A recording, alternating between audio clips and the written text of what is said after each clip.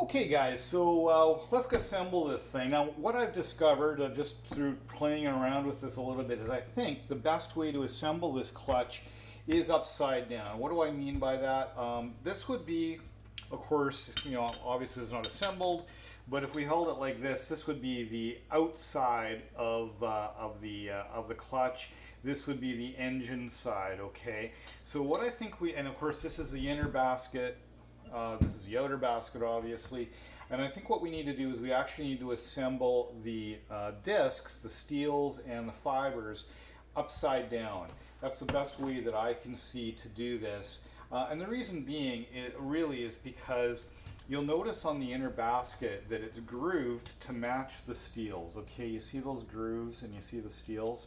So if we tried to do it in the basket in here and then slip this on, it's going to be really hard to align all 6 of these steels with all of those grooves perfectly to enable this to drop in, if that makes sense.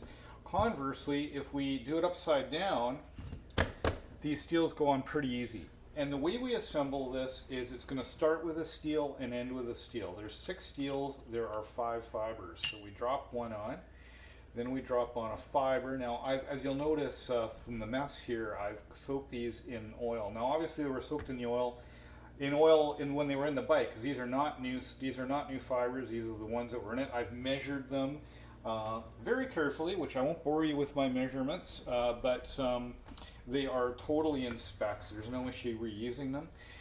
But we cleaned them up. We cleaned them up, and the cleaning process took all the oil off. So we want to, when we put it back together again, we do want them to be a little bit oily so that we're not starting the thing off dry, if that makes any sense. Obviously, we're going to fill the bike up with oil too, but yada yada. We just got them a little bit oily, which is it. So we're just going to alternate these on. So a steel, a fiber, and then a steel, and on until we have none left.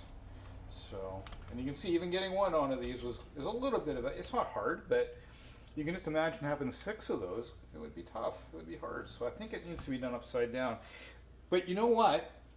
Like I said in my channel, I'm just a tinkering guy. I don't know what the hell I'm doing.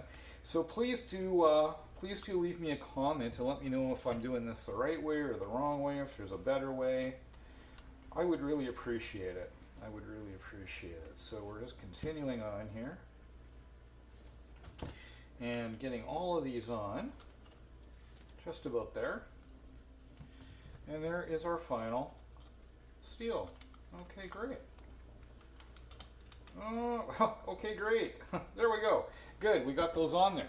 Okay, so now what we need to do, we're going to pick this up carefully.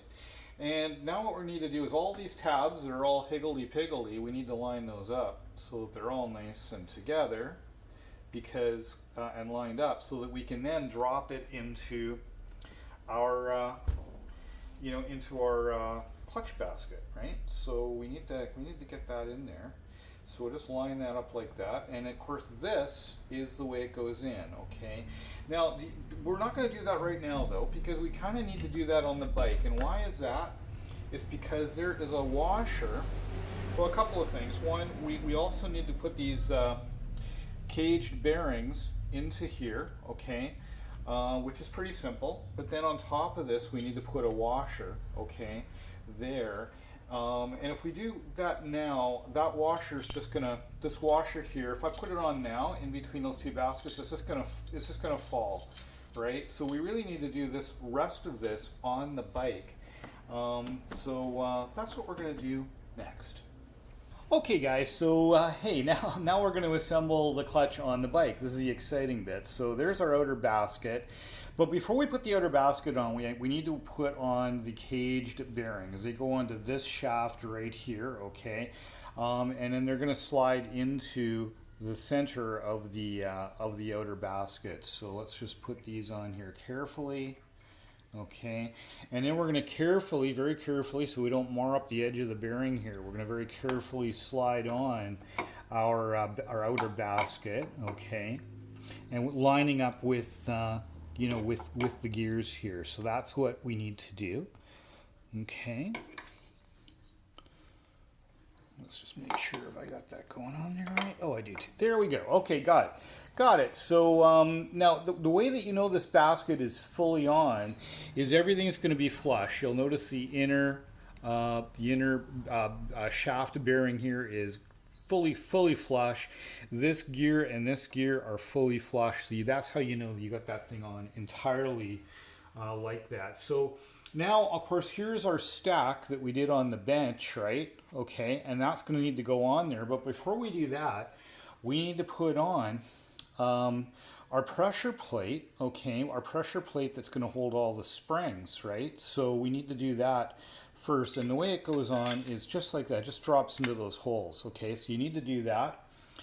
The next thing we need to do, so we got this in our hand. Now, before we actually assemble this on the bike, there's a washer that goes there, okay? So we're going to go and put that washer on just like that. Okay, so we got that on there. Holding this together, we're going to spin it around. So we got the front facing outward. You know you got the front because you got this gear here, okay? And obviously to get it into these channels, we need to line the clutch fiber discs up. So line them up so they're all nicely in line with each other. That's important, okay?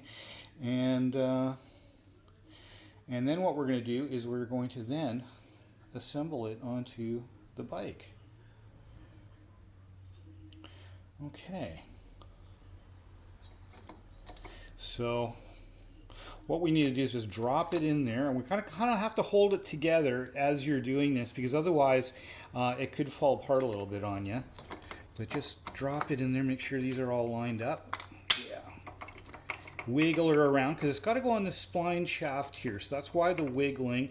Also, these tabs may not be perfectly lined up, so just, you know, wiggle and jiggle till she decides to fall on. That's going to be the process here. There we go. Okay, there she goes. There she goes. Look at that. So we now have that assembly on there. So that's that bit. Now what we're going to need to do is go and we have to put our washer here and our nut. And that nut's going to need to be torqued down significantly. I believe the figure is 75 foot-pounds to be torqued down. Now I do not have the proper tool for holding this together. So what we're going to do is the same thing we did in the prior video where we took this apart. We're going to put the springs on here with some washers and the bolts. That will lock the, and we'll tighten those down. That'll lock the lock the whole clutch mechanism together, and then we'll be able to torque down that nut. So that is the next bit. Okay, guys. So now what we're going to do is we're going to go and put the washers on to each of these. So there's they almost look like a fibery type washer. I'm not sure if they actually are, or if they're, no, actually they might actually be brass, actually. Maybe they're brass. Whatever they are, these washers go on next. So we put those on, and then we're gonna grab our springs and put them on. Okay, so slide the springs onto each one like this. And again, this step here that I'm taking right now is going to be to lock the the clutch in place. Now, if you've got the tool for holding this, you do not need. You're going to need to put the springs on, of course, but you don't need to do what I'm about to do, which is actually put the put this all together with the washers and nuts. Okay, so that's what I need to do because I don't have the proper tool to do this job properly. So so you can skip ahead if you don't need to do this, but I just want to show you how to do this. So if you don't have the proper tool like me, all you do is go to your workshop, grab some washers that will allow you to go and squish these springs all the way down, okay? And then that'll actually have the effect of completely locking the clutch together, okay? So it'd be analogous to to having the clutch lever fully released, and that will then allow us to put our washer and nut on here and torque it down to the correct value, which is 75 foot-pounds of torque. So that's what we're going to do.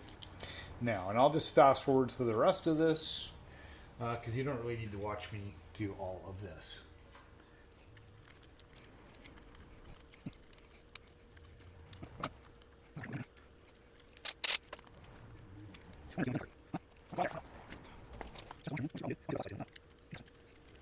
Okay guys, I want to share this with you because I frankly did not notice this until just now. But the washers actually have a flat side. The rest of them just kind of naturally fell on for me, but this one didn't want to go on. I didn't really know why. It's because it's got a bit of a flat side on it. Now I don't know if that's unique to this washer, if they're all like that and I got lucky, but in any event, I thought I'd share that bit. So that's all the way down. So now we can get this one on too. Okay guys, now that we have the springs on with our bolts, the next bit is to actually put our washer on, okay, and our nut. And you know, I've made a little bit of a discovery with this. Clearly, somebody's been in here before, because I think that they've gotten the two washers mixed up. That of course we had the washer that was between the inner basket and the outer basket, you recall that, and it was not splined. And look what I'm looking at here. This washer is splined, and yet the shaft here is not splined. Okay, it is splined in between these two. So you know what, somebody, not me, has made a mistake and put the wrong washer there between those two halves. Now, is that a problem? I'm going to do some checking with people that are a lot smarter than me and find out, but that may be a problem. This clearly, in my view, should have been on in between these. Now I can't, you know, I'm not going to switch them now because obviously this is completely messed up, because of course you have to bend this edge over once you get it on there. Now, is that right or wrong? It almost makes me wonder if that's from the factory that way, because the other washer, like, did they make this mistake in the factory?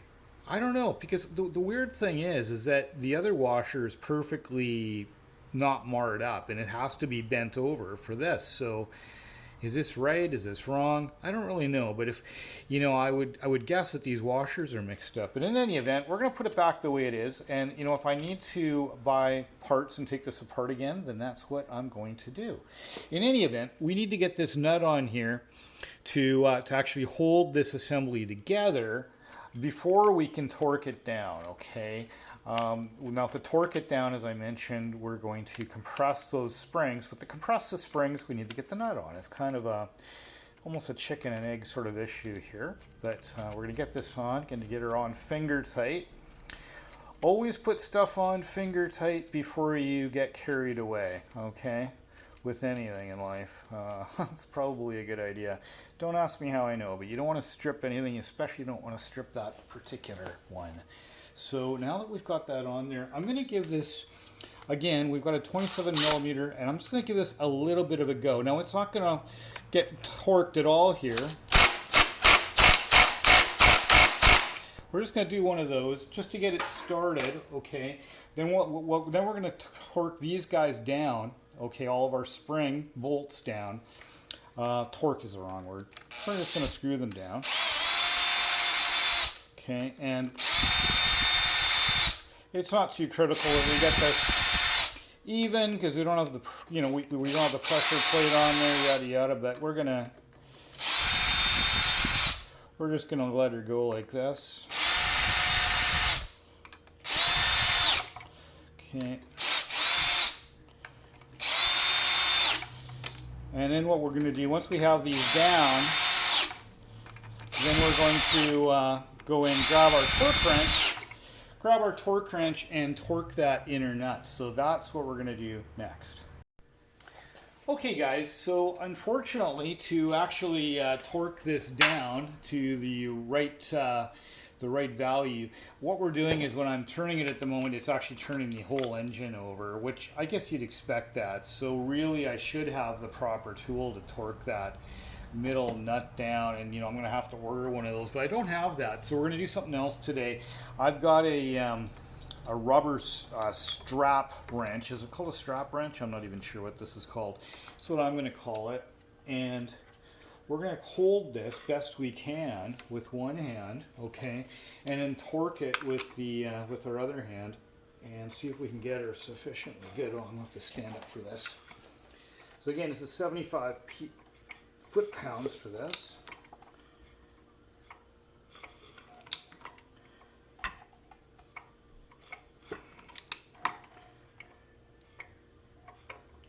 Okay, so torque this up to 75 foot-pounds. There it goes. Yeah, there it goes. Now, you know what?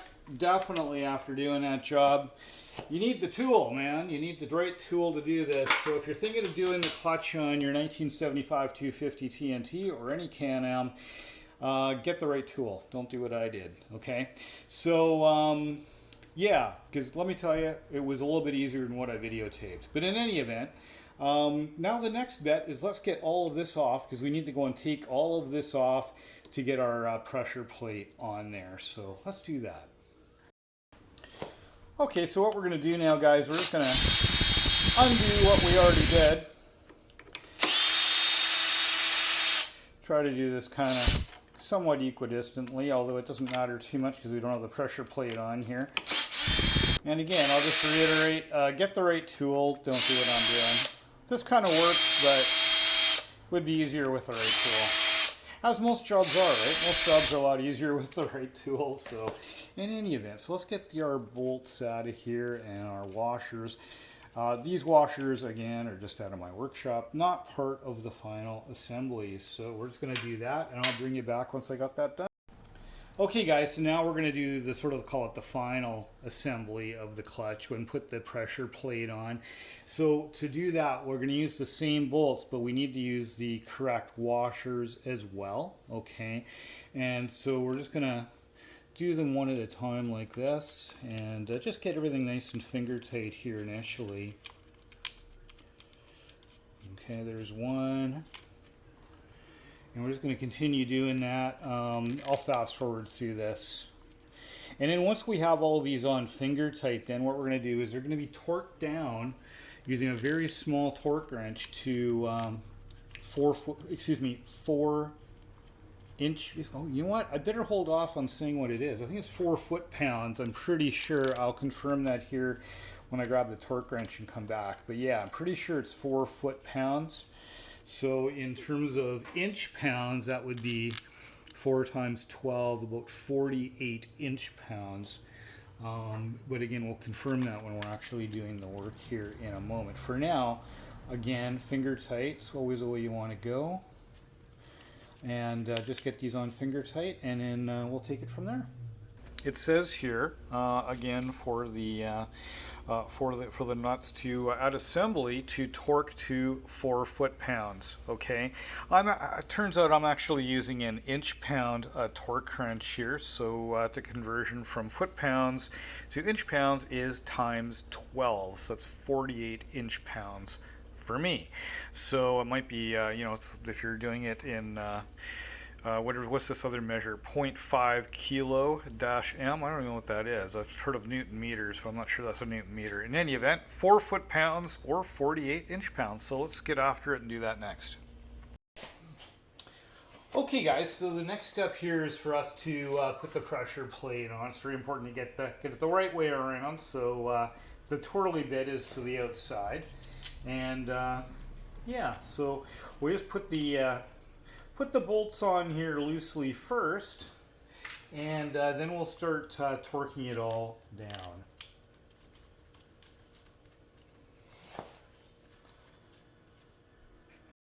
Okay guys, we've now got all of the bolts on there, just, you know, finger loose. Basically got it started, and we've got our torque wrench set to 4 foot-pounds. So we're just going to give this a go here, and just start giving each one a couple of turns, and I'm going to do that with each one. We're going to have a ways to go here, so I may fast forward this. But essentially we're going to try to turn these in equidistantly from each other until we actually get to the point where we're getting the correct torque values. So that's going to be the process. I'm going to fast forward through this because this is going to take some time, I'm guessing.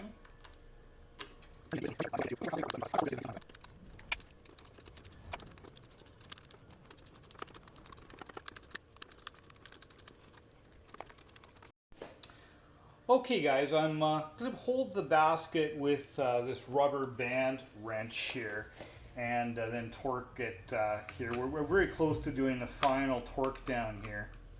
So let's just give this a go. I'll let you know when I hear a click.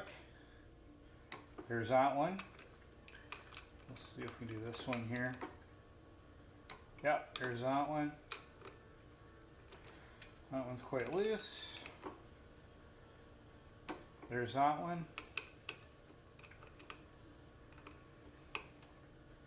There's that one. And there's that one. So I believe we've got them all. I'm going to now go in a circular pattern just to make sure that we've got them all. So that's clicking. Clicking. Yep.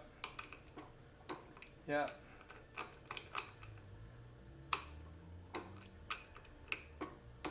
And there we go. They're all at our 4 foot-pounds, so that is on there. So that's really good news. So now the next thing to do, of course, is to put our case on there. That's the next bit, is to actually put the cover on there. I don't think I'm going to film that though. I think probably, I think at this point, guys, I think that actually. We're going to make that the end of this video, because you know what? The rest of it is going to be just, basic stuff like me putting the case back on and yada yada. So, but that at least will show you how to reassemble the clutch on the Bombardier 250 TNT. Okay guys, we're going to call this one a wrap. As I mentioned, I've just got to put the cover back on it. You don't need to see me do that. I'm going to use some anaerobic gasket maker to put the cover on.